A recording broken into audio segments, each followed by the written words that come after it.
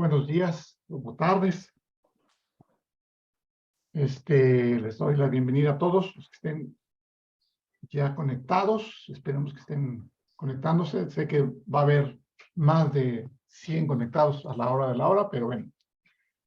Les presentamos el primer webinar de varios que vamos a tener durante lo que inicia Nado por mi Corazón, para que todos tengan una indicación. Nosotros empezamos el 25 de septiembre y acabamos el 22 de octubre. Entonces va a haber webinars casi cada 15 días. Entonces, preocupados por la salud de todos ustedes en términos de lo que hemos visto y de la importancia que tenemos como Nado por mi Corazón, hicimos estos webinars para ayudarles a que tengan más información saludable, para que les ayude en su cotidianidad y mejorar su salud. Básicamente, nosotros el evento, como saben, es para fomentar la actividad física en actividades acuáticas y beneficios que hay sobre la salud, todo lo que proporciona la actividad física, ¿no? Esto es Nado por mi Corazón, y estos webinars están acobijados por Nado por mi Corazón, que como saben ustedes, Nado por mi Corazón tiene un comité organizador, que somos los que hacemos posible todo esto, que es el Instituto Mexicano de Seguro Social, la Comisión Nacional del Deporte, el Instituto del Deporte de la Ciudad de México, Sport City, Fundación Mexicana del Corazón y obviamente Kemen. Entonces les voy a presentar los ponentes del día de hoy, que son, la doctora Dalia Fuentes Hidalgo, coordinadora de programas médicos y cultura física del deporte del IMSS, la maestra Lady Lisbeth Cantillo Loria, jefa del área de cultura física y deporte del Instituto Mexicano de Seguro Social, y el doctor Ernesto Fragoso Barrera, es médico especialista en el Instituto del Deporte de la Ciudad de México, y pues muchos ya la conocen, a la licenciada Mariel Jauli Dávila, que es nuestra directora en Queremos Mexicanos Activos. Y sin más, pues voy a dar inicio para que veamos los temas. Los temas son tres. Esta vez vamos a tocar tres temas, básicamente. Es un poco qué es Nado por mi Corazón, la importancia de activarse físicamente como eje central del autocuidado y de la salud. Esto lo va a impartir Mexicanos Activos. Después viene la importancia del cuidado de la presión. Esto lo imparte el Instituto de Seguro Social. Y por último, los tipos de nivel de presión arterial, que esto lo imparte el Instituto del Deporte de la Ciudad de México. Y sin más preámbulos, les presento y los dejo con Mariel Jolie. Muchas gracias, Manuel. Pues buenos días a todos. Me da muchísimo gusto estar con ustedes compartiendo en este foro virtual.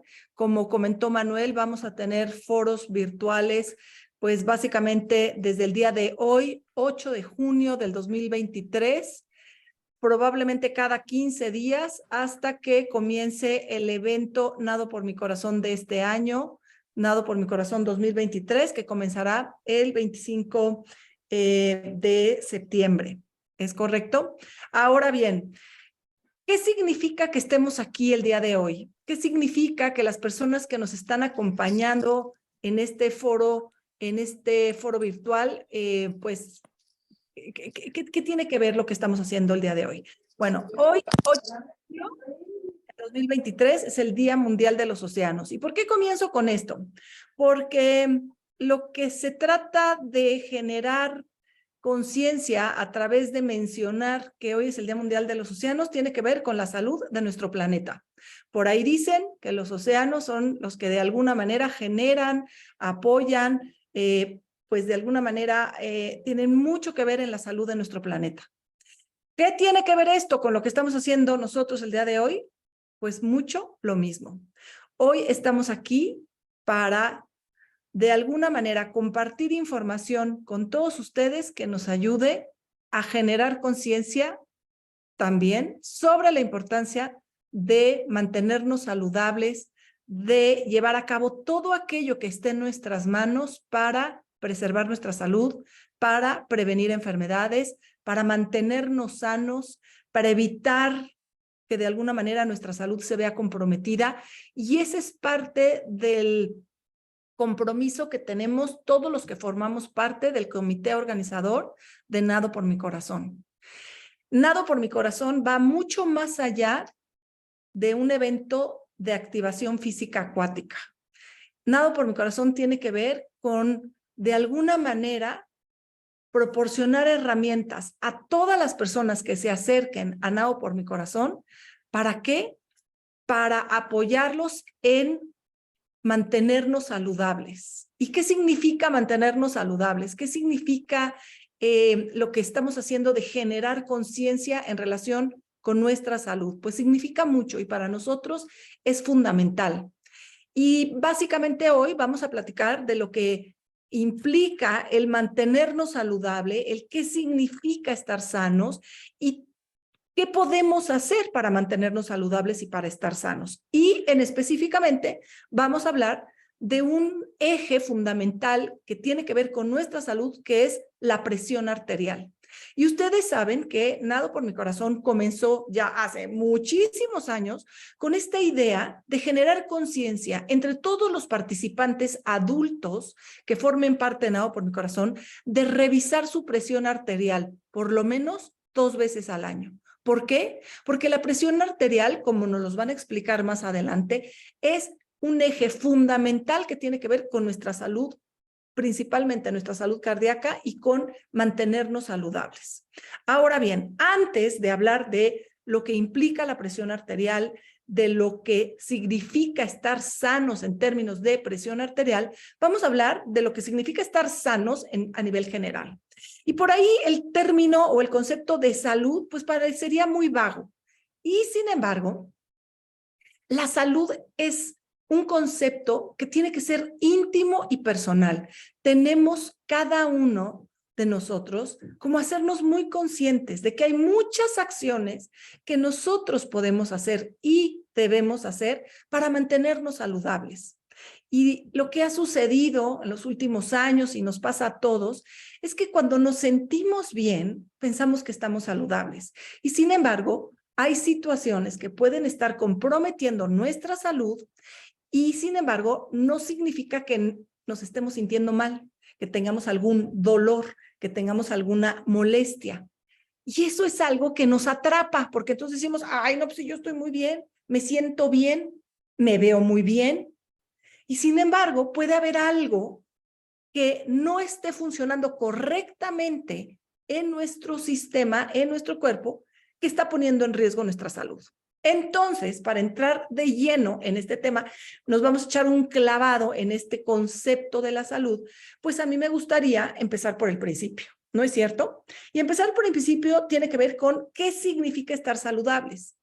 ¿Qué significa estar sanos? Bueno, estar sanos o estar saludables significa que todos nuestros sistemas vitales de nuestro cuerpo funcionan correctamente, que no hay nada que comprometa el buen funcionamiento de nuestros sistemas vitales.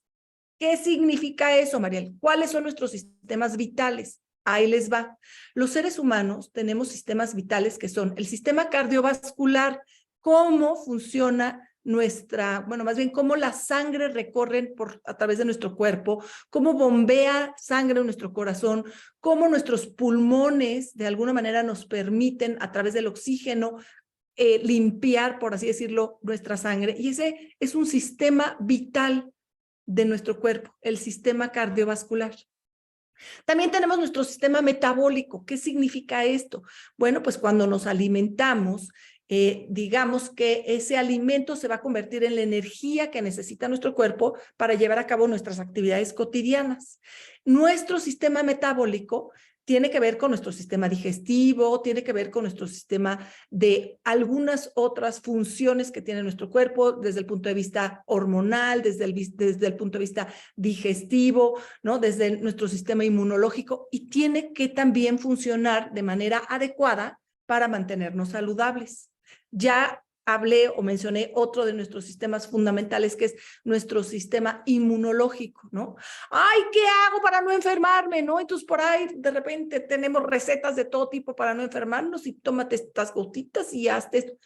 Y mucho de lo que debemos hacer para mantenernos saludables tiene que ver con hábitos que debemos hacer todos los días.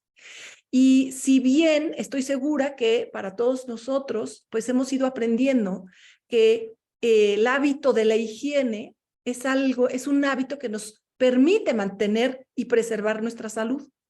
Y cómo de alguna manera vamos haciendo o incorporando ese hábito a lo largo de todos los días de nuestra vida.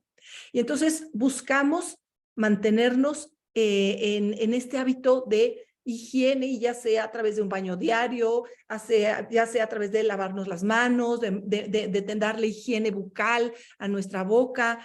Y compartimos este hábito con nuestros hijos porque ya sabemos que la higiene es fundamental para mantener nuestra salud y para prevenir enfermedades. Ese es un hábito que nos ayuda a mantenernos saludables. Otro hábito que nos ayuda a mantenernos saludables es el hábito del buen descanso. Y si bien, bueno, no todos los días tenemos la oportunidad de dormir las 8 horas diarias que de repente nos recomiendan los médicos, pues creo que de alguna manera todos hemos ido entendiendo que para funcionar adecuadamente, para no comprometer nuestra salud, tenemos que tener un descanso adecuado de todos los días, ¿no? Y entonces, bueno, pues tratamos de que ese hábito sea fundamental para nosotros, para nuestros hijos, y a lo mejor tuvimos una semana de mucho trabajo y a lo mejor tuvimos poco tiempo para descansar, pero el fin de semana lo compensamos y tratamos de hacer un buen descanso. Que el descanso significa el descansar mientras dormimos, pero también el darle descanso a nuestra mente, ¿no? Con actividades que nos permitan refrescar nuestra energía mental y emocional. Por otro lado, también hemos visto que la alimentación forma parte de un hábito importante, ¿no? Si dejamos de alimentarnos pues un mes, 2 meses, pues eventualmente pues saben lo que va a suceder, ¿no? Nuestra salud se puede ver comprometida. Y entonces es importante tener conciencia sobre la alimentación, que sea una alimentación balanceada, que las porciones que vamos a tomar sean adecuadas, que tengamos muy claro, pues aquello que podemos, que a la hora de alimentarnos puede generarnos un malestar, ¿no? Como el exceso de grasa, como el exceso de sodio, como el exceso de azúcares, hidratarnos correctamente, hidratarnos con agua todos los días. Y entonces tener una alimentación adecuada que nos permita mantenernos saludables.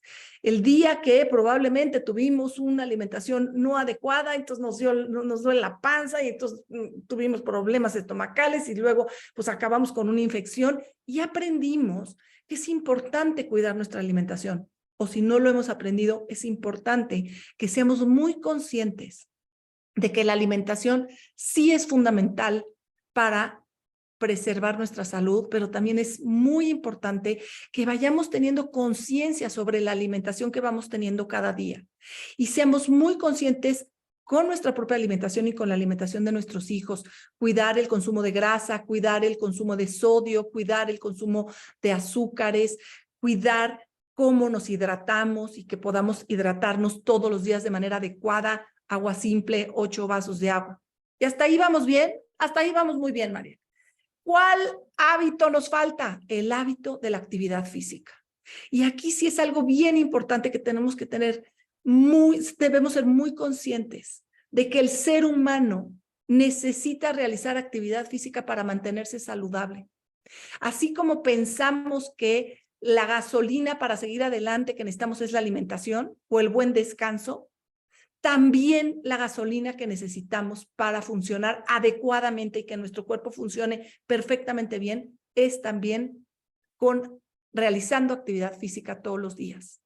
Y la vida nos ha llevado a tener menos actividad física de la que se recomienda para mantenernos saludables. ¿Por qué? Porque tenemos mucho trabajo que tiene que ver con un trabajo sedentario, a lo mejor estamos muchas horas atrás de una pantalla, a lo mejor tenemos trabajo que tiene poca actividad física.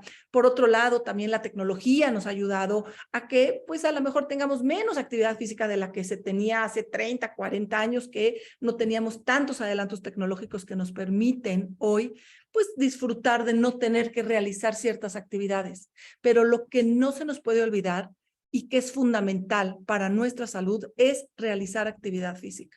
¿Todos los días? Sí, todos los días. ¿Dormimos todos los días? Dormimos todos los días. ¿Nos alimentamos todos los días? Nos alimentamos todos los días. ¿Buscamos una rutina de higiene todos los días? Así es. Entonces, si realizar actividad física también es un hábito vital que además nos permite mantenernos saludables y preservar salud, pues entonces también hay que hacerlo todos los días. Ahora bien, ¿qué ayuda la actividad física o cómo nos ayuda en lo que implica nuestra salud? De muchas formas. Y ahorita, más adelante, vamos a escuchar a los médicos especialistas y nos van a explicar cómo a través de realizar actividad física podemos incluso mantener nuestra presión arterial de manera saludable y no convertirnos en personas con hipertensión. Por ahí, de repente, no sabemos lo que significa la hipertensión y es bien importante concientizarnos nosotros como adultos sobre lo que es la hipertensión y darnos cuenta de que además de saber si somos o no hipertensos, que para todos aquellos que hoy ya tienen un diagnóstico de hipertensión, fundamental tener un seguimiento médico, fundamental, y seguir las indicaciones de los médicos. Para los que no somos hipertensos, es decir, no tenemos presión arterial elevada, pues también hay varias cosas que podemos hacer para evitar caer o ser hipertensos. Y eso creo que es fundamental. ¿Por qué? Porque pareciera que no, pero la hipertensión también es una situación que compromete nuestra salud y que además uno no se da cuenta y puede iniciar una persona siendo hipertensa y no se siente mal. Y justo lo que estábamos comentando hace un momento, ¿no? Pues yo me siento bien, me veo bien. ¿Y qué crees? Eres hipertenso y nunca te habías dado cuenta. Y a veces eso sucede con muchísimos adultos en nuestro país. Y sin embargo, ya que se dan cuenta, su salud puede ya estar muy comprometida. ¿Por qué? Porque la hipertensión, de alguna manera, esa presión elevada puede incluso dañar o empezar a poner en riesgo sistemas fundamentales para poder mantenernos saludables, como inclusive nuestros riñones, nuestro sistema renal, nuestras funciones renales. Y eso es muy, muy importante que tengamos muy claro de que si hoy no somos hipertensos, nos cuidemos. Hagamos todo aquello que está en nuestras manos para que no caigamos en ser hipertensos, que a lo mejor se da. Y si sucede, entonces tengamos a un médico que nos acompañe durante ese camino. ¿Para qué? Para que podamos seguir las indicaciones del médico. Ahora bien, ¿qué pasa cuando hoy yo soy un adulto? No es mi caso, porque les iba a decir de 30, 40 años, yo tengo 54 años, hoy no soy hipertensa, pero hago mucho de lo que se necesita hacer para no ser hipertensa. ¿Qué es eso que se necesita hacer para no ser hipertensa? Los doctores más adelante nos los van a confirmar, pero fundamental, realizar actividad física todos los días, tener una alimentación balanceada, baja en grasas, baja en carbohidratos, baja en sodio. Tiene mucho que ver. Tratar de mantenerme en mi peso adecuado entre mi talla y mi tamaño. Entonces, no tener sobrepeso. Ayuda también el no tener sobrepeso a no ser hipertensos. Hay personas que me dicen, yo no era hipertenso, yo ahora soy hipertenso. Bueno, también subí de peso, como unos 10, 12 kilos. Aguas, por ahí puede venir la hipertensión. Entonces, es fundamental mantenernos en nuestro peso que debemos tener. Hidratarnos correctamente todos los días. Agua simple, tal cual. Y fundamentalmente tener estos hábitos de los cuales ya hemos hablado para no ser hipertensos.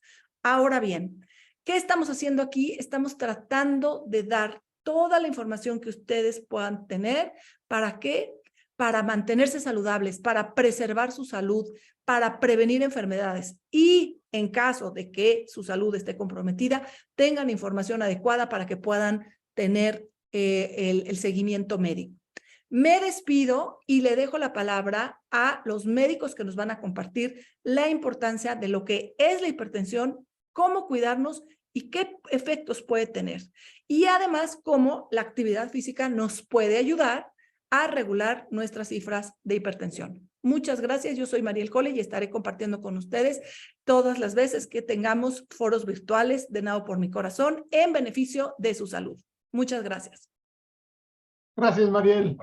Y bueno, pues ya vieron, y ahorita vamos a ver, como dice Mariel, la importancia del cuidado de la presión arterial, que nos va a dar todos estos datos la doctora Dalia Fuentes Hidalgo y la maestra Lady Lisbeth Cantillo Gloria del IMSS, las dos. Muchas gracias, doctoras. Pues, bienvenidas.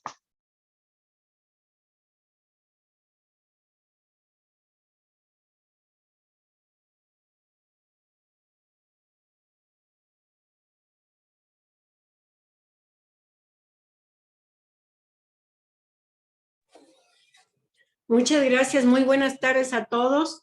Es un gusto, como siempre, estar en estas reuniones tan gratas y tan útiles. Y pues, en primer lugar, reciban ustedes un afectuoso y respetuoso saludo de nuestro coordinador técnico, el licenciado Héctor García Antonio, quien, igual que nuestro director general, el maestro Zoé Robledo, está muy pendiente de esta vinculación que se ha estrechado año con año entre el Seguro Social y la Fundación Queremos Mexicanos Activos. Así que bueno, pues el IMSS una vez más presente en este importantísimo evento que al final nos va a todos los presentes a redituar pues muchos beneficios, tanto por la información como por toda la participación que más adelante vamos a tener. Y bueno, sin más, y para no quitarle mucho tiempo a nuestra querida doctora Dalia, la dejo con ella porque él es especialista en este gran tema que es el de la presión arterial. Muy buenas tardes a todos. Doctora, por favor. Muchas gracias, maestra. Muchas gracias a Mexicanos Activos y a todos los que el día de hoy se suman a este importante webinar. El día de hoy vamos a hablar en términos generales, no sé, Hugo, si ya estamos proyectando la presentación, por favor, respecto a la importancia del cuidado de la presión arterial. Y aquí el IMSS se suma nuevamente como este principal promotor de la prevención, pero también de la detección oportuna de enfermedades, como es esta enfermedad tan silenciosa llamada hipertensión arterial. De manera general, en el contenido que vamos a ver el día de hoy va a ser unos conceptos muy rápidos acerca de qué es la presión, porque cuando hablamos de la hipertensión, y importante, cuáles son los factores de riesgo que se asocian con tener una presión alta, y lo más importante también es cuáles son los síntomas y cómo podemos diagnosticarla, aunque ya escuché que más adelante uno de los doctores panelistas va a explicarles de manera más detallada cómo se realiza el diagnóstico de la hipertensión, y vamos a darles algunos tips y demás, y vamos a hablar acerca también de unos mitos que hay en torno a la hipertensión y como tal su manejo. Vamos a empezar hablando acerca de qué es la presión arterial. La presión arterial es la fuerza que ejerce la sangre sobre las paredes de las arterias. Y aquí importante, ¿sabían ustedes que la presión arterial la vamos a poder medir a través de un aparato que se llama esfingomanómetro?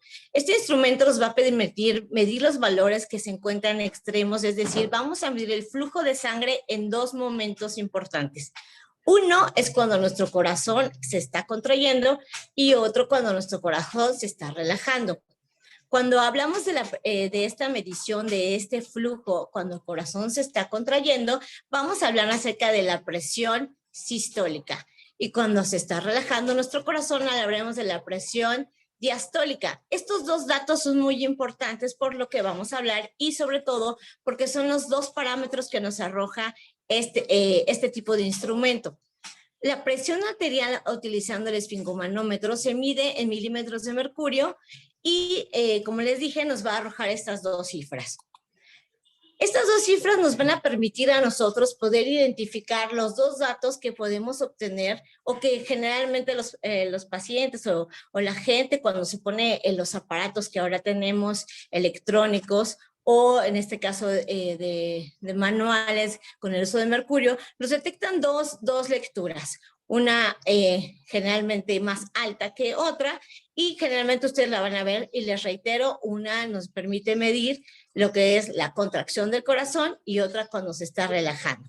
De tal manera que vamos a tener una lectura que en condiciones normales puede aparecer, y también dependiendo la edad de la persona, vamos a poder verla generalmente entre 120 y 80 milímetros de mercurio, en donde de manera general vamos a poder hablar de una persona con un, digamos, un estado normal. Sin embargo, ¿cuándo vamos a diagnosticar la hipertensión arterial?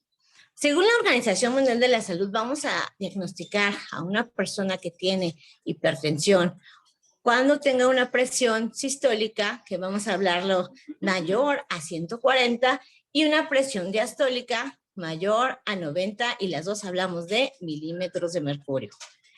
Ahora aquí, ¿sabían ustedes que con el simple hecho de tener una sola ocasión, o detectar en una sola ocasión un nivel elevado de alta la presión en este valor registrado como la presión diastólica y sistólica, no podemos hacer el diagnóstico de la hipertensión? Sin embargo, también depende del valor que tengamos. Si tenemos un valor más alto, que ahorita vamos a ver una pequeña tablita, en este caso depende mucho el valor. Sin embargo, va a ser muy importante que nosotros podamos realizar un monitoreo mínimo de 2 a 3 ocasiones, y si detectamos que en 2 a 3 ocasiones tenemos un valor alto, vamos a hablar ya como tal de un diagnóstico de hipertensión. Actualmente se realizaron una nueva actualización en cuanto a las guías de la Asociación Americana del Corazón con respecto a cuáles van a ser las cifras que vamos a considerar para hablar de hipertensión arterial. Y también en estas guías se incluyen también actualizaciones en cuanto al manejo y el tratamiento propiamente de la hipertensión. En la siguiente tablita, según estas nuevas guías, vamos a ver que las vamos a clasificar en normal, elevada, en etapa 1, en etapa 2, y ya hablamos de algo que pone en riesgo la vida de las personas, llamado crisis hipertensiva. Normal, como hablábamos de manera general, las cifras que vamos a ver son en menores de 120-80. Aquí importante considerar el lugar y también la edad de la persona y su constitución. Hablamos de elevada cuando tenemos una cifra sistólica de 120 a 129 y diastólica menor a 80. Y ya hablamos de hipertensión en etapa 1, cuando nosotros, por medio del uso del esfingomanómetro, tenemos una cifra sistólica entre 130 a 139 y una diastólica entre 80 a 89. Y hablamos ya de una etapa 2, cuando tenemos una cifra sistólica mayor a 140 o diastólica mayor a 90. Y crisis hipertensivas, pues cuando tenemos una presión sistólica mayor a 180 y una diastólica mayor a 120. Qué importante, y reiteramos, por una sola ocasión en la cual ustedes presenten, por ejemplo, cifras mayores a 130, 80, 130, 90, no podemos hacer totalmente el diagnóstico. Va a ser muy importante que podamos hacer la medición en 2 o 3 ocasiones. Y aquí importante comentarles a todas las personas que nos escuchan que es importante saber y seguir las indicaciones de, en este caso, el personal de salud con respecto a cómo es la manera correcta de tomar la presión arterial. Muchas veces venimos corriendo o venimos apurados y venimos muy agitados y queremos luego tomar la presión, y va a ser muy importante que podamos tener la posición correcta, el tiempo de reposo, para que podamos tener una cifra correcta de la presión que en este momento, en este caso por medio del uso ya sea del esfingomanómetro electrónico o algún otro, podamos tener. Ahora, ¿qué ocurre cuando nuestro cuerpo se presenta la hipertensión? Cuando hay una presión alta al interior de las arterias, los músculos que están conformados por la arteria o que está dentro de la arteria se vuelven más fuertes, es decir, van a estar más rígidos, más gruesos. A este proceso le vamos a llamar arteriosclerosis. Hugo, ¿me ayudas con la siguiente? Creo que no se cambió. Muy bien. Entonces, reiteramos, la arteriosclerosis va a ser derivado de que se produce una presión elevada en el interior de las arterias. Y va a producir entonces un efecto de endurecimiento de las arterias. Ahora, la arteriosclerosis va poco a poco a reducirse o a hacer que las arterias sean rígidas, va a evitar que las arterias puedan tener este flujo, puedan expandirse o extenderse de manera correcta, lo que va a aumentar pues obviamente la presión que se genere dentro de cada una de las arterias. Cuando se aumenta la presión arterial, pues, generalmente las arterias es un proceso que va siendo paulatino e importante. El daño en las arterias suele pasar desapercibido hasta que ya es irreversible. Por consiguiente, también a esta enfermedad de la hipertensión se le ha llamado la enfermedad silenciosa, porque este proceso de arteriosclerosis es un proceso lento y generalmente asintomático, es decir, no nos da ninguna molestia hasta que el daño ya es un daño muy considerable y importante, el daño es irreversible. Entonces, producto de esta arteriosclerosis es que va a ocurrir una disminución en el flujo o una incapacidad de nuestras arterias para bombear adecuadamente sangre. Y al no poder bombear adecuadamente sangre, pues no van a poder nuestros órganos vitales tener la cantidad necesaria de oxígeno que requieren para poder tener una función adecuada.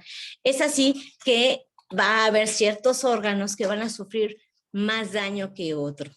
Por ejemplo, también derivado de este proceso de arteriosclerosis, pues las personas pueden presentar o sentir una presión considerable en su pecho, que esto generalmente se ha denominado como dolor en el pecho o angina, y pues esto también es derivado de que dentro del corazón no está recibiendo un adecuado oxígeno y por consiguiente los nutrientes que requiere.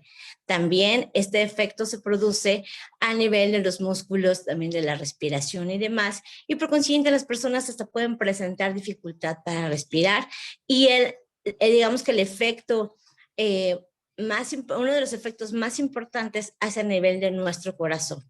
Al disminuir esta capacidad que tienen las arterias del corazón, disminuir su capacidad de bombeo y sobre todo obstruirse, es cuando se producen los ataques al corazón, comúnmente llamados, o su médico cuando les diagnostica que tienen un infarto, que puede ser agudo y que generalmente se presentan en los pacientes, pues con un dolor muy importante en el pecho, después se puede extender hacia el hombro o hacia el brazo izquierdo y producirles también acompañados con dificultad para respirar, sudoración, que indudablemente esto pone en riesgo la vida de las personas. Sin embargo, además del corazón, la presión arterial también afecta a otros órganos vitales, como es el cerebro, los riñones, provocando infartos cerebrales y también muchas veces embolias o hasta en el caso del daño hacia los riñones provocar insuficiencia renal. Entonces, como vemos, la hipertensión arterial es una enfermedad que daña los órganos vitales de las personas. Es así que por eso es muy importante que el público que nos ve tome conciencia de la importancia que tiene esta enfermedad y sobre todo la importancia o el efecto dañino que produce hacia nuestro organismo. Y bueno, de manera general, ¿qué tan frecuente es esta enfermedad? Pues en México o en el mundo es una enfermedad muy frecuente. Sin embargo, en nuestro país, 1 de cada 3 adultos sufren hipertensión. 1 de cada 3 adultos con hipertensión, y esto es algo muy importante, 1 de cada 3 personas que padecen hipertensión en este momento no lo saben. No han recibido un diagnóstico, no saben que tienen la enfermedad y por consiguiente están viviendo o está su organismo en este momento sometido a este efecto de la arteriosclerosis y por consiguiente la mayoría de las personas ya debutan con algún daño a alguno de los órganos blancos que ya platicamos. Y bueno, en términos generales también, 1 de cada 3 adultos que está tratado por hipertensión no logra mantener las cifras que le permitan evitar o retrasar la aparición del daño que produce per se el tener la presión alta. Ahora, ¿cuáles son los principales factores de riesgo o estas características que podemos tener las personas que pueden ser características modificables y no modificables y que van a aumentar la probabilidad de que yo tenga hipertensión? Uno de ellos, avanzamos al siguiente, es la edad. En las personas mayores de 50 años, la mitad de ellas en este momento padece hipertensión. También importantes, en las edades más avanzadas predomina la hipertensión en las mujeres, pero también importante, y aquí un dato importante, en los hombres que se presenta generalmente en edades más tempranas.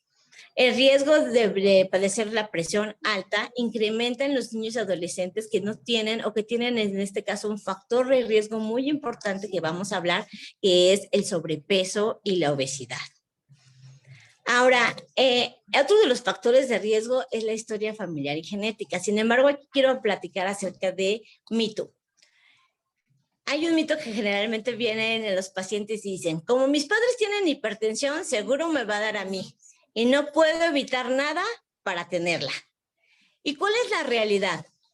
Actualmente se sabe que la genética o los factores hereditarios sí tienen un componente en la enfermedad llamada hipertensión. Sin embargo, este componente solo abona muy poquito la presencia, o eso, digamos que este factor es menos considerable a los factores del estilo de vida. Entonces, aquí importante, si tienes antecedentes familiares de tener la presión alta, es muy importante el monitoreo, pero no le echemos la culpa a la genética. Lo más importante, los factores que se han asociado mucho más al desarrollo de tener la presión alta, tienen que ver con los factores de nuestro estilo de vida. Y aquí importante, el siguiente de los factores importantes relacionados a nuestro estilo de vida tiene que ver con el consumo de sal en exceso. Generalmente la sal actúa a nivel de los riñones para que el cuerpo retenga agua. El agua almacenada eleva la presión arterial y ejerce presión sobre los riñones, las arterias, el corazón y el cerebro. Aquí importante, ¿sabían ustedes que reducir el 15% del consumo de sal puede disminuir la presión arterial? Y por consiguiente se ha visto que puede disminuir la probabilidad de muerte por enfermedades del corazón hasta en un 40%. Por eso de ahí la importancia que la Organización Mundial de la Salud recomienda que todos consumamos menos de 5 gramos de sal por día. Y aquí nos preguntan, ¿pero cuántos menos de 5 gramos de sal por día? Pues es lo equivalente a una cucharadita de café al ras, es decir, sin copiar, una cucharadita es todo lo que deberíamos de consumir de sal en todo el día. Sin embargo, actualmente se sabe que la sal no solamente se encuentra como tal en nuestros saleros o la que le adicionamos, sino que también viene de forma natural en algunos otros alimentos como es la leche, la crema, los huevos, carnes. Sin embargo, en nuestro país, y aquí importante si me ayudas a la que sigue, Hugo, la que sigue, ¿sabían ustedes que en nuestro país más de la mitad del consumo en los mexicanos de lo que consumimos en sal proviene de los productos industrializados? Y aquí la importancia que tiene también disminuir el consumo de estos productos. A veces los pacientes dicen, pero si yo ya quité la sal, pero no has quitado todo ese consumo de estos productos industrializados. Por consiguiente, el aporte que estás teniendo en tu dieta de sal es mucho mayor. Ahora, hay otro de los mitos que queremos platicar el día de hoy con ustedes, que tiene que ver con los pacientes. Desde que se introdujo esta disposición en relación a que no hubiera saleros en los restaurantes, ni en las mesas y demás, la gente viene y nos dice, como no uso salero en la mesa, mi consumo de sal es bajísimo. ¿Y cuál es la realidad? Reiteramos que el hecho de que no uses un salero en la mesa sí te ayuda a reducir tu consumo de sal. Pero acuérdense, la sal también viene añadida en la comida industrializada. Otra de las recomendaciones importantes también tiene que ver entonces con evitar consumir productos procesados y tener una dieta balanceada en relación a la cantidad de alimentos que consumes y propiamente reducir la cantidad de sal con la que se los prepara. Y importante aquí también es preferible también el uso de la sal marina.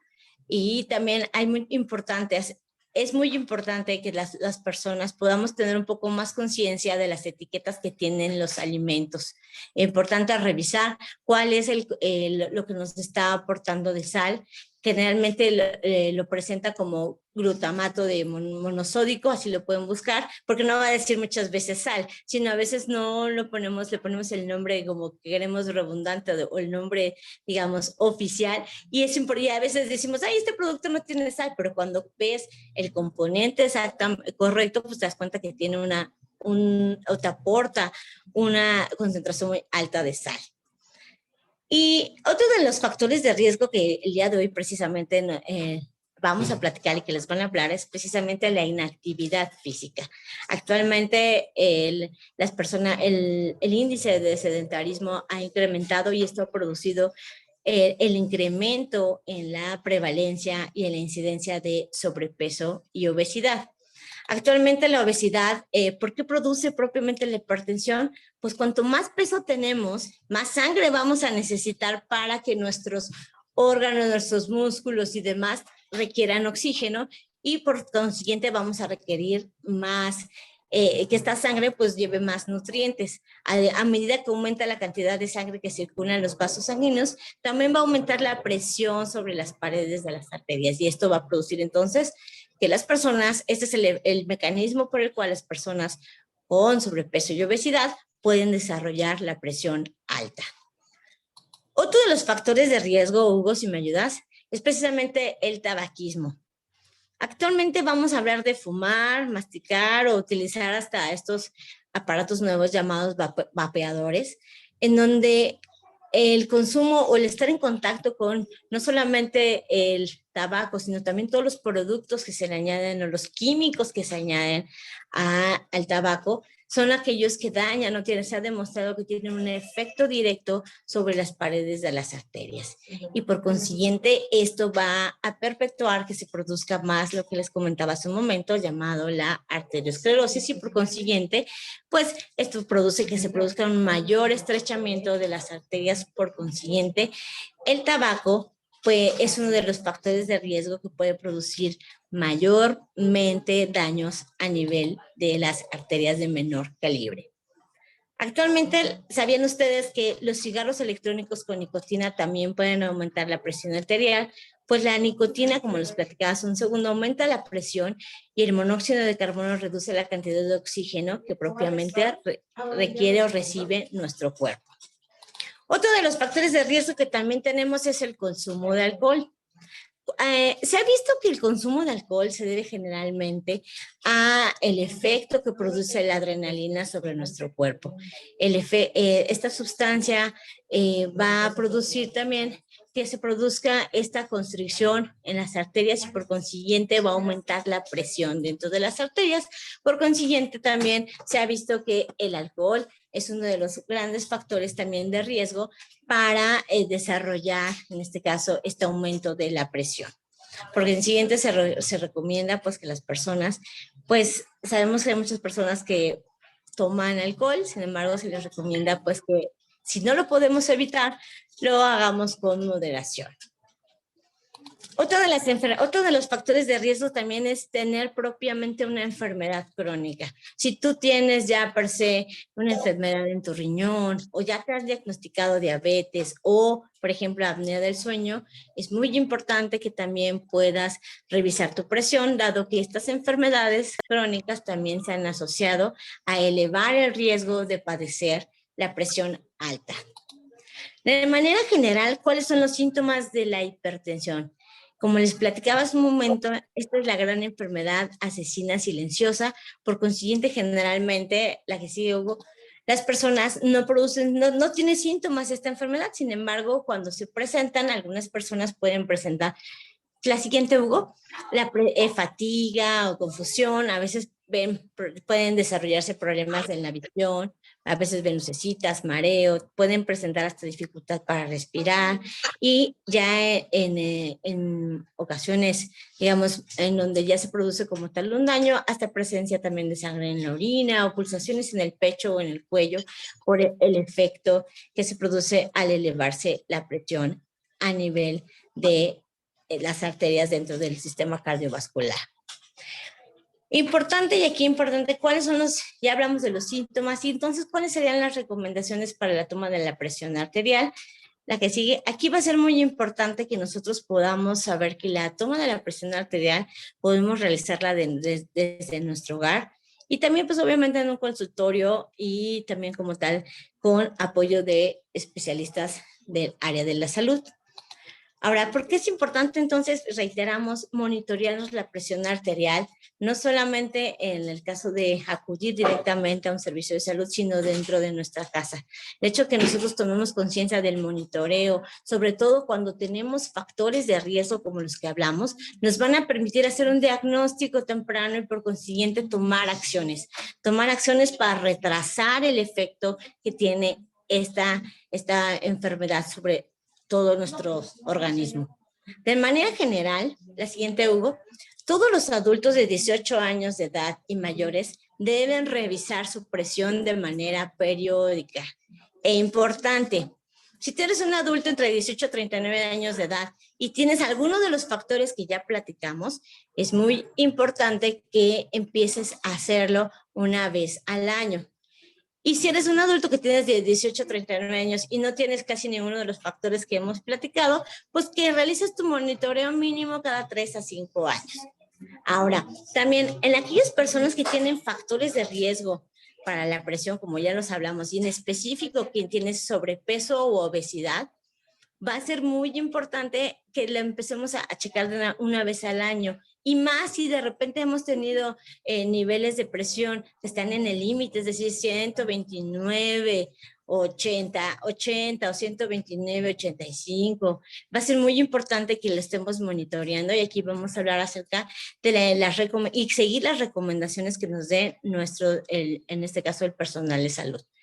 Y pues también per se, las personas que ya han sido diagnosticadas con la presión alta, con el diagnóstico de hipertensión, va a ser muy importante que continúen el monitoreo en sus hogares. Y aquí importante, muchas personas dicen, pues ya me diagnosticaron la presión alta, ya no tengo por qué seguírmela tomando. Al contrario, va a ser muy importante que las personas a las que se les ha diagnosticado la presión alta continúen realizando este monitoreo en sus hogares.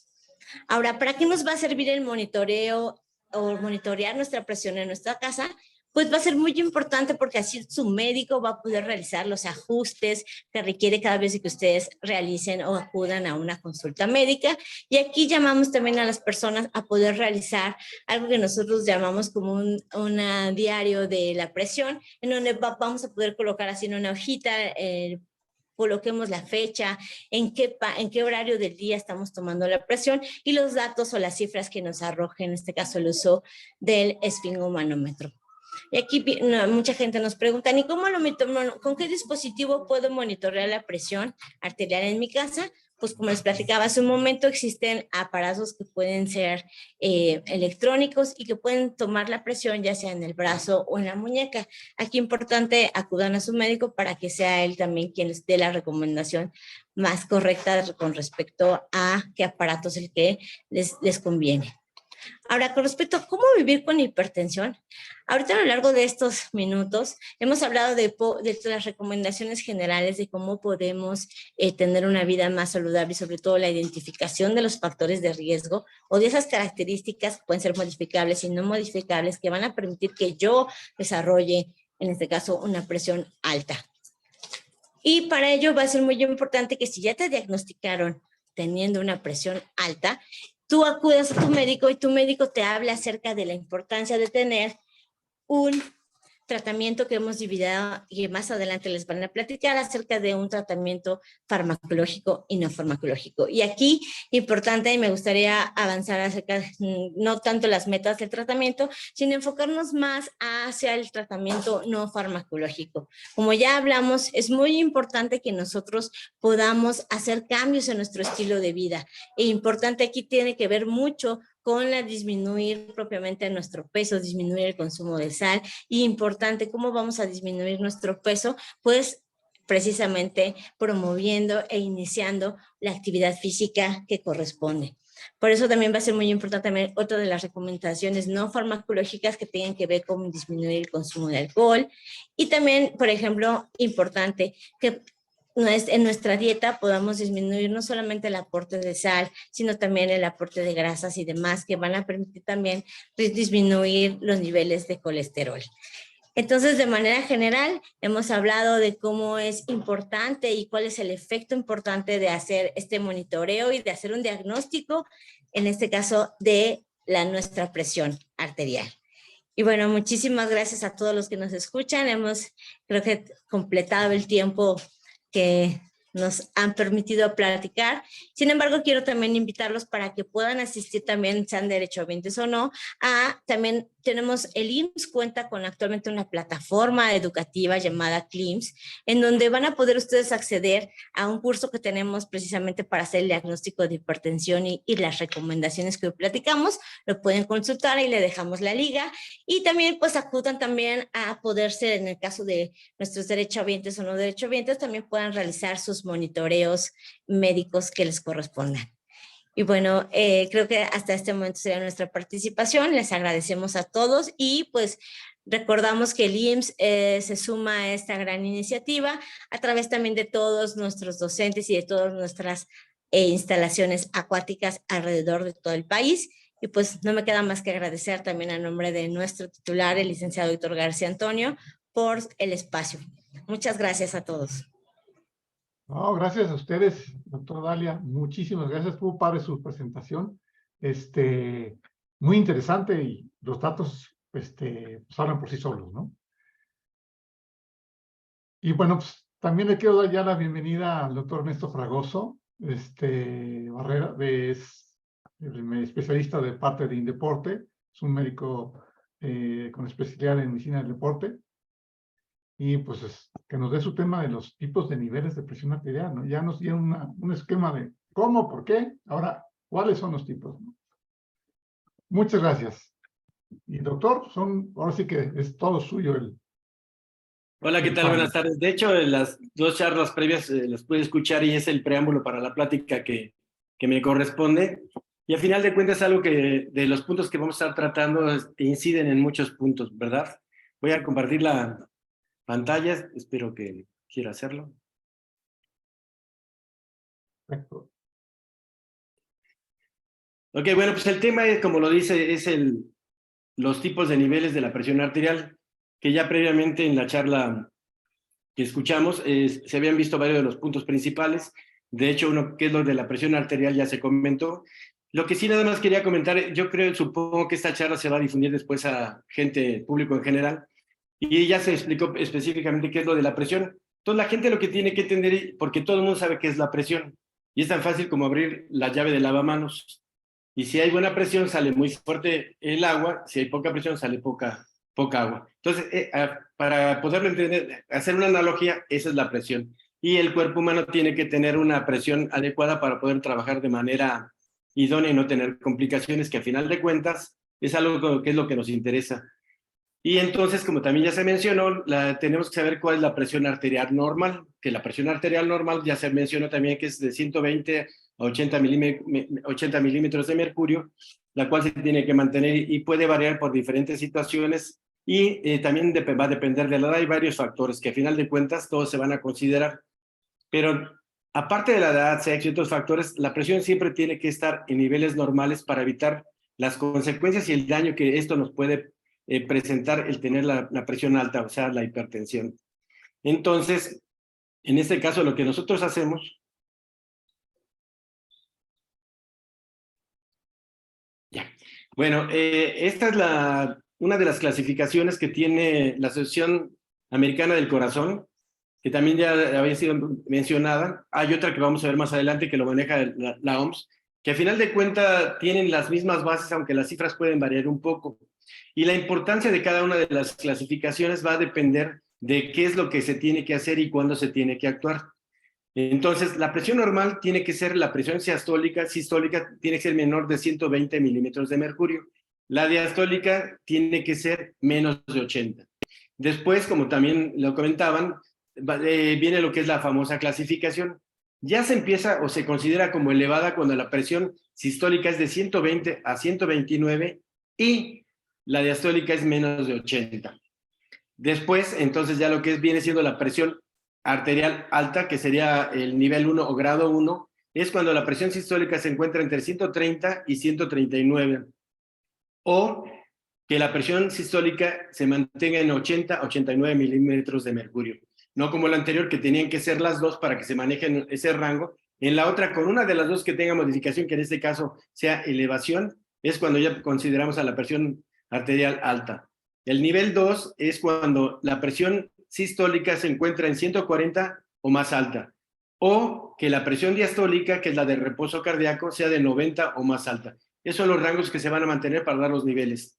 Y la crisis hipertensiva o de hipertensión es cuando la presión sistólica es de más de 180 milímetros de mercurio y se combine con la diastólica más de 120 o exclusivamente la diastólica esté por arriba de 120. Algo que tenemos que mencionar es que la sistólica es cuando es el latido, que es la expulsión de la sangre del ventrículo hacia todo el organismo. Entonces, esa es la primera parte. Pero también la diastólica tenemos que tener mucho cuidado y es súper importante. De hecho, es a la par de importante que la otra porque es la que nos habla del descanso, del reposo y recuperación del corazón. Hace rato mencionaba la obesidad, que lo vamos a comentar más adelante. No es que se necesite más sangre para que llegue al organismo, ni más nutrientes, no. La presión lo que hace es que el corazón, cuando es un cuerpo más grande, más volumen por la obesidad o sobrepeso, tiene que tener mayor presión para llegar a mayor lugar. Viene el ejemplo del lavamanos, lo hacemos cuando en la manguera estamos regando el patio o algo por el estilo, tenemos una manguera y dependiendo de la presión que sale el agua de la manguera, podemos estar regando a 1 metro o 2 de distancia, o por ejemplo la manguera de los bomberos, que llega a 20, 30 y 40 metros. Esa es una mayor presión. Esa es la analogía. Entonces, tenemos un cuerpo delgado, la presión se mantiene normal, no tiene que ser tan alta porque no tiene que irrigar tan lejos la sangre. Y cuando hay obesidad, sobrepeso, ahí viene la contraparte de que tiene que llegar más lejos a mayor superficie corporal. Después tenemos otras clasificaciones como la que nos lo da el Colegio Americano de Cardiología, nos lo da la Asociación del Corazón Americana y todas estas, y nos da otro tipo de clasificación que al final de cuentas son similares. Cuando la presión arterial sistólica es de 120 milímetros de mercurio y la presión arterial diastólica es de 80, es como óptima o se considera normal. Si checan esta tabla tenemos datos de 2013 y 2017. La anterior fue actualizada en el 2021, que son datos más o menos similares, que se ha modificado un poco, que al final de cuentas son tablas generales para poblaciones de otra población, vaya. Nosotros como país deberíamos de tener unas tablas, un referente muy particular, porque el pueblo mexicano tiene características muy particulares. Después, lo que es la presión normal, que ya se consideraba en la anterior como elevada, es cuando es de 120 a 129 milímetros de mercurio, y la otra es de 80 a 84, que es la que se encuentra como normal. Y así, si se fijan, van a estar aumentando cada una de ellas, pero a final de cuentas, la presión arterial es alta. Entonces, el nivel ya sea 1, nivel 2 y nivel 3, va a depender del estadio o de los cuidados que tiene el paciente. Porque al final de cuentas, la presión arterial, si hacemos una pequeña remembranza, cuando éramos chicos o nuestros papás, pacientes con presión arterial alta eran mucho menores, por 2 motivos. Uno, antes no se tenía el cuidado de tomarse la presión arterial y podrían haber estado elevados. Pero principalmente, la calidad, sistema y modo de vida se ha modificado muchísimo. Ahora con la modernidad, toda la innovación, toda la tecnología, por desgracia, el pueblo mexicano y además el pueblo mundial ha caído en un cambio totalmente diferente. Número 1, hace rato decían inactividad. Bueno, eso de inactividad es casi imposible, tendría que estar yo quieto, inmóvil para que fuera inactividad, pero la disminución de la actividad física, porque por ejemplo yo estoy hablando de esas actividades física, estoy moviendo las manos, es actividad física. Nuestro tipo de vida, nuestro ritmo de vida ha hecho que seamos un poco más sedentarios. Antes nos trasladábamos a la escuela, al colegio, al trabajo, ya fuera caminando en bicicleta o en el autobús. Ahora, por situaciones, el trabajo es más corto, andamos en un coche, ahora hacemos el famoso home office, el desplazamiento es menor. Todo eso ha disminuido en cuanto a la actividad física como tal. Y el otro punto que es súper relevante es la alimentación. Antes nuestra alimentación era, por así decirlo, más natural, más sana. Ahora todo está procesado, tiene 20,000 colorantes, edulcorantes, agregados de 20,000 cosas, que todo eso ha modificado. El famoso fast food, que vamos por la hamburguesa, los tacos, que los tacos, o sea, no tienen mayor problema, sino ahora es tacos más otras cosas. Porque si hacemos un análisis, por ejemplo, yo soy médico especialista en medicina del deporte, y muchas veces me decían, oye, yo he visto que muchos de los atletas desayunan o después del entrenamiento se comen su torta de tamal.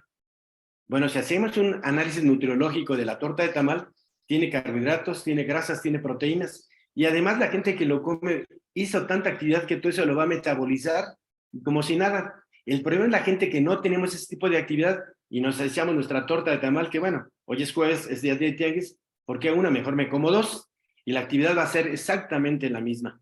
Que de hecho, el otro ejemplo que les puedo mencionar, muchos de nuestros atletas, sobre todo los de alto rendimiento, véanlos cuando están en etapa competitiva, o sea, son unas varitas de nado, unos cuerpos excepcionales, pero después cuando dejan la actividad deportiva, dejan de hacer la actividad deportiva con esa intensidad, pero los hábitos alimenticios no los modifican o los modifican muy poco. ¿Qué significa? Que siguen comiendo igual que cuando hacían ejercicio y por eso varios de ellos llegan a tener sobrepeso u obesidad. Pero ese es otro punto que tenemos que considerar, porque además ahora el enfoque que está dando estas escuelas es cómo dependiendo de la presión arterial, vamos a ver cuáles son las características clínicas de nuestro paciente y es como le vamos a dar el enfoque y cómo atacar esa presión arterial, porque dependiendo de las características clínicas de cada caso, es como se tiene que incidir. A final de cuentas, la presión arterial rara vez viene sola, siempre hay algo que la acompaña. Número uno, tienen problemas de azúcar, diabetes principalmente, o sea, la diabetes vaya. La otra tienen problemas renales, la otra tienen problemas metabólicos. Y eso se le carga que tenemos el factor genético que hace que se desencadene y se presente la presión arterial elevada, o sea, la hipertensión. Entonces, también va a depender de los grupos de edad, que es cuando se tiene que tener ciertas consideraciones. Que esta tabla en particular habla con respecto a la expectativa de vida que tiene la gente que ha tenido, dependiendo del tiempo que es hipertenso, si tiene o no una cardiopatía isquémica, como mencionaban hace rato en la angina de pecho, que esa es una cardiopatía isquémica, o sea, problemas de irrigación del propio corazón, el tiempo de evolución de la diabetes, porque la diabetes como tal afecta porque uno de los órganos blancos daña a nivel vascular, daña las venas, daña las arterias y por eso de ahí que repercuta en la hipertensión también, ¿ok? También la cuestión de enfermedad renal y sobre todo la enfermedad renal crónica. Recuerden que a nivel renal está el sistema renina-angiotensina-aldosterona, que es parte del sistema que se encarga de regular los niveles de presión arterial. Y así como tenemos que ver otras tantas. De ahí que también mencionaba los tiempos en los cuales se tiene que estar tomando la presión arterial. Bueno, es variable. Yo, a título personal, yo creo que se debe tomar la presión cada vez que se pueda.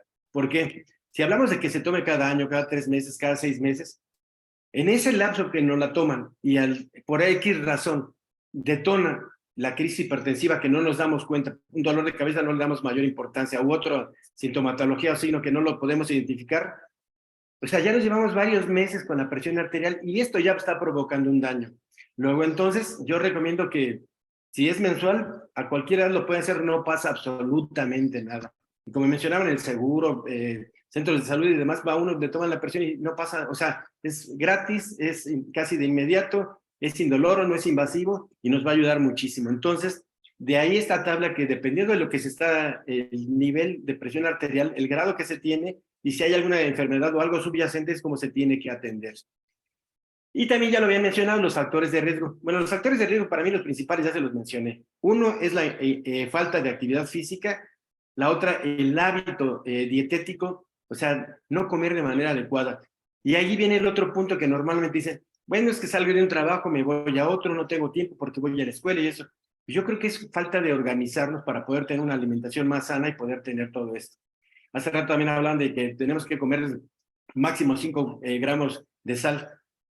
Pero todo también tenemos que checar la costumbre de la persona que se encarga de preparar los alimentos, qué tanto le pone de sal, qué tanto sazona. Yo creo que todos hemos ido al restaurante en nuestra casa o con familiares, notamos la diferencia de sal que se tiene en una comida y otra. Hay quienes comen más salado que otro y unos que comen menos. Y de hecho hay gente, o sea, lo que dijeron que quitaron el salero, pero yo conozco personas que van al restaurante, llevan salero, no ha probado la comida y ya le está agregando sal. O sea, son hábitos que tenemos que estar checando, cuidando y sobre todo lo tenemos que actualizar y estar pendientes para evitar este problema de la hipertensión.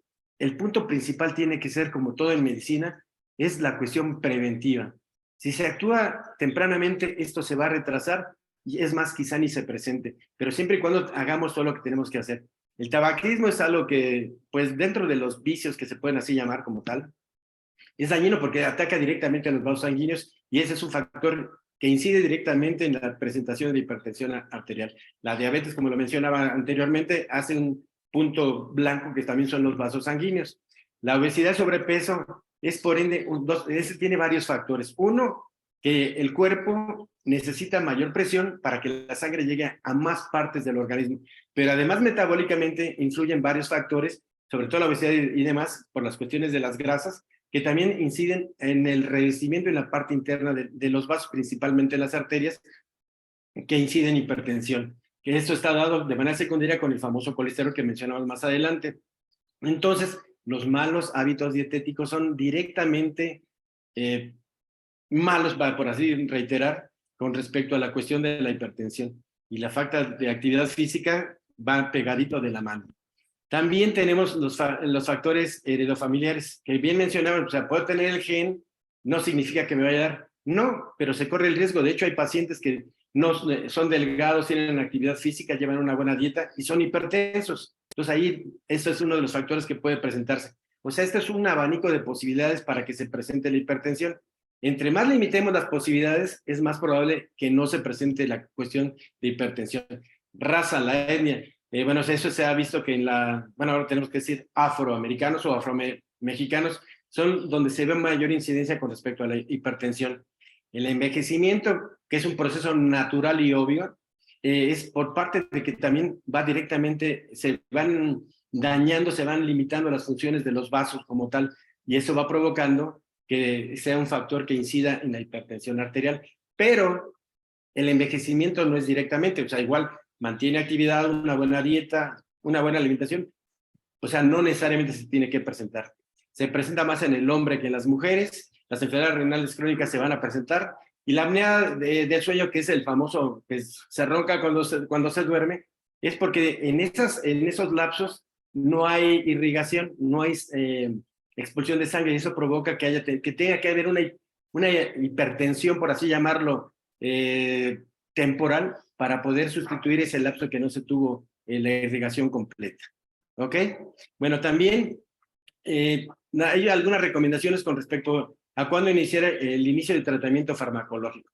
Esto va a depender, y en esto no quiero ahondar, o sea, lo quiero mencionar solamente, porque eso sí lo tiene que ver directamente con los profesionales. De hecho, hay en una de las páginas de estos artículos de la OMS, la cual dice que también puede dar tratamiento farmacológico, no necesario un médico, que puede ser personal que está entrenado y capacitado en este punto en particular, pero yo respeto la profesión y mi lema, que lo digo en todas partes, claro y fuerte, es zapatero a tus zapatos.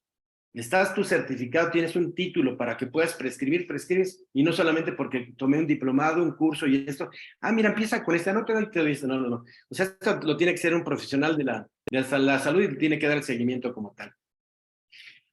Lo que sí, las recomendaciones para el inicio del tratamiento farmacológico tenemos que checar cuándo se detectó, cuándo se diagnosticó, y en eso que fue la charla anterior, ya hicieron el diagnóstico, ya hicieron el monitoreo de 1, 2 o 3 tomas por día durante varios días y persiste, entonces ya se tiene que actuar con medicamento. ¿Por qué? Porque también de la mano tiene que ir con la dieta, con la actividad física y todo lo que conlleva el tratamiento integral de la hipertensión. Es cuando ya se tiene que incidir y empezar el tratamiento farmacológico. ¿Por qué? Porque al final de cuentas, si retrasamos, el daño se puede ir dando. Y recuerden que la hipertensión, o sea, no es de que, bueno, yo tengo un tío que tiene 40 años de hipertenso, que bueno, lo felicito, sigue bien, perfecto. Pero hay gente que tiene una crisis hipertensiva y que tiene daños muy, muy severos que deja secuelas permanentes. Entonces tenemos que actuar para prevenir todo esto. Entonces, tenemos que actuar de la manera más pronta posible para evitar todas las consecuencias que se pueden dar.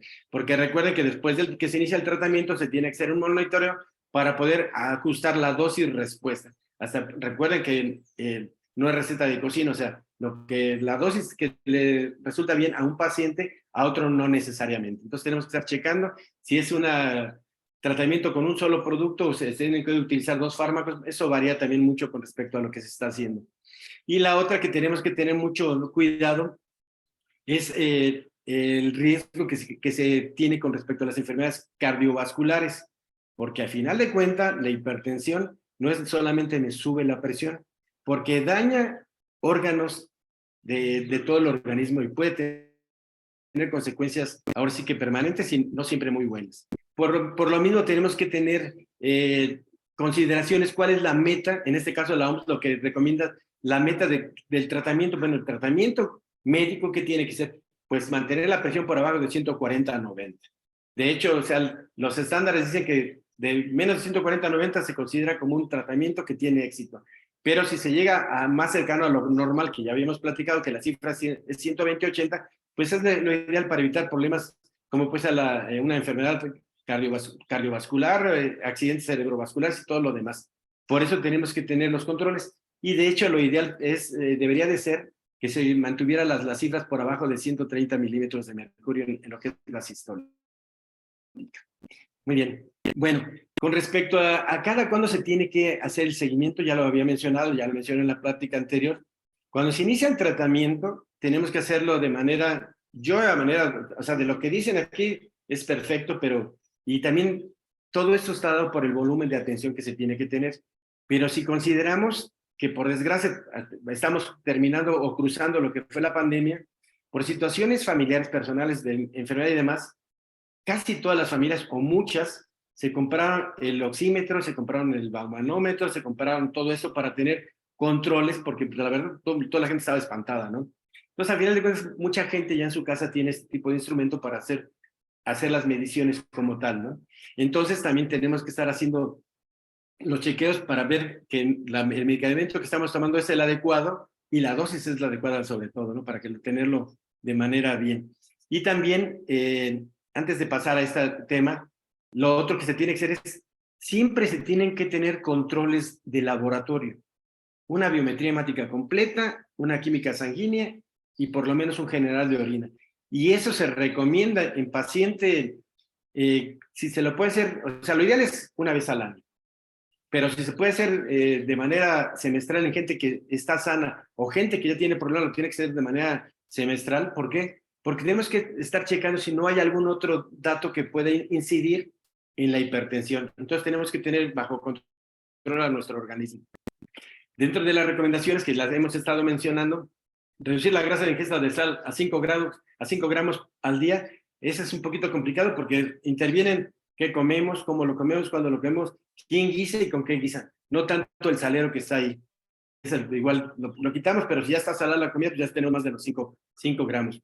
La de comer más frutas y verduras, la actividad física, reitero que es súper importante, evitar el consumo de trabajo, reducir el consumo de alcohol. Este punto es algo que entre varios colegas lo hemos platicado, no es porque sean borrachos mis compañeros, sino porque es un tema también científico, que hay algunas bebidas que, como todo, o sea, eso es anticipo, tiene que ser todo con medida. Pero, por ejemplo, el vino de mesa, vino tinto, es 100% saludable para el cuerpo humano y lo que es del sistema cardiovascular es un excelente. En medicina del deporte, y eso lo comento porque es algo también conocido, gente que tiene un trabajo excesivo, una cerveza le ayuda como un limpiador de todos los metabolitos que se fueron creando durante el ejercicio. O sea, es un diurético, pero que arrastra todo lo demás. Que todo el mundo ha escuchado que no, que con el whisky me baja la presión, que con el coñac me sube. O sea, sí, o sea, todo tiene que ser con medidas. Si se puede evitar, si se puede evitar al 100%, es lo ideal, pero también no hay que espantar a la gente. Y esto, sobre todo en el alcohol, significa que, o sea, que eso es, si se tomara diario, si se hiciera en exceso diario, eso haría que fuera más fácil. Pero igual, en un día que una borrachera puede provocar un daño irreversible por una hipertensión secundaria a la ingesta de alcohol. Entonces, hay que limitarlo, hay que tener mucha reserva, pero a un ladito nada más. Limitar la ingesta de alimentos ricos en grasas saturadas.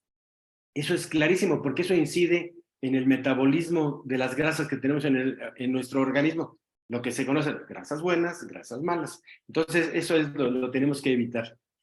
Entonces, si las grasas trans viene junto con pegado. Bien. Ahora bien, también tenemos que proporcionar un umbral con respecto a la presión arterial para el inicio del tratamiento, que esto va a depender del profesional. Todos tenemos estas guías, todos sabemos cuándo actuar, todos sabemos qué hacer, pero a final de cuentas, y eso es algo que en cualquier especialidad se presenta, ustedes le pueden decir a un arquitecto, ¿sabes qué? tengo un terreno de 1,000 metros cuadrados, necesito un desarrollo de un edificio de 7 pisos con 2 departamentos en cada piso. Se lo dan a diferentes arquitectos y todos van a tener un desarrollo, un proyecto totalmente diferente. En medicina suele suceder algo semejante, ya sea porque venimos de la UNAM, del Politécnico, de La Salle, de X o Z escuela, tenemos una formación diferente.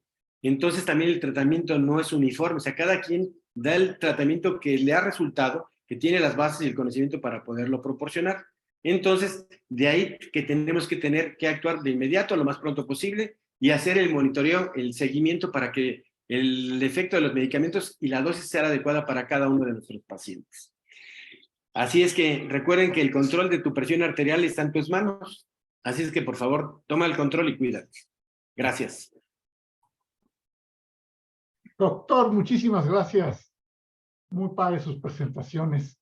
Y mucha gente pues, nos han de preguntar, oigan, ¿y por qué metieron estos temas? ¿Por qué estos temas? Bueno, les voy a explicar. Como ustedes saben, Nado por mi corazón se toma una de las cosas que queremos fomentar es que se tome la presión y se mide la cintura, ¿no? Y que tengan actividad física.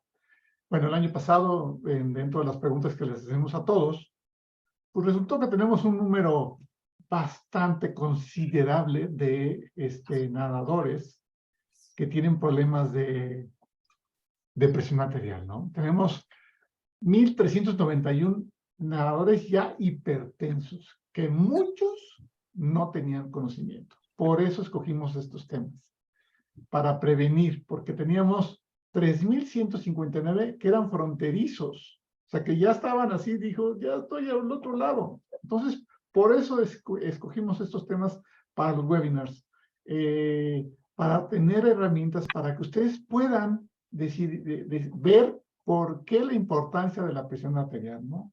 Que como dijeron los dos, tanto la doctora Dalia como el doctor Ernesto, es el asesino silencioso, ¿no? No nos damos cuenta hasta que ya estás con la presión diagnosticada, ¿no? A mí me acuerdo que el año pasado me hablaban albercas, me decían, Manuel, me han salido muchos nadadores que ni idea tenían de que eran hipertensos. Digo, para eso es este evento, para ayudar a que la gente conozca más a fondo su cuerpo y que se cuide, como teniendo actividad física y ya todo lo que nos acaban de mostrar, ¿no?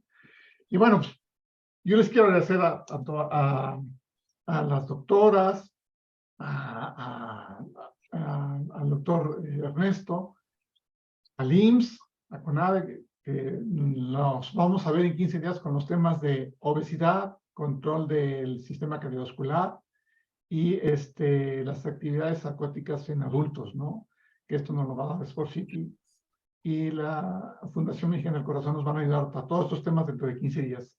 Pero sobre todo ahorita, muchas gracias a los doctores, a todos ustedes por estar aquí y nos vemos en 15 días, ¿no? Vamos a seguir dándoles este tipo de información que creemos que les ayuda a todos ustedes a tener una mejor salud física en lo general, como teniendo actividad física y teniendo chequeos médicos. Es muy importante, ¿no? Y sin más, pues creo que nos despedimos, ya nos quitamos el tiempo, ya nos pasamos un poquito, pero los temas estaban increíbles, las ponencias estaban muy buenas, y pues nada, agradecerles a todos estar aquí, a todos nuestros ponentes, y nos veremos en 15 días. ¿Les parece? Pues los dejamos, muchísimas gracias. Este webinar se va a quedar grabado para que la gente lo pueda ver, porque también la idea de esto es que demos seguimiento y que lo que van a ver tiene mucho que ver, en la próxima semana tiene que ver mucho con lo que vimos hoy, ¿no? Pues muchísimas gracias a todos. Hasta luego, buenas tardes. Buenas tardes a todos. Gracias, doctoras, comité organizador. Hasta luego, Muchísimas buena gracias. tarde. Hasta Buenas luego, tardes, buenas doctora tardes Dalia. a todos. Buenas tardes, doctora Dalia. Buenas tardes. Gracias, buenas tardes.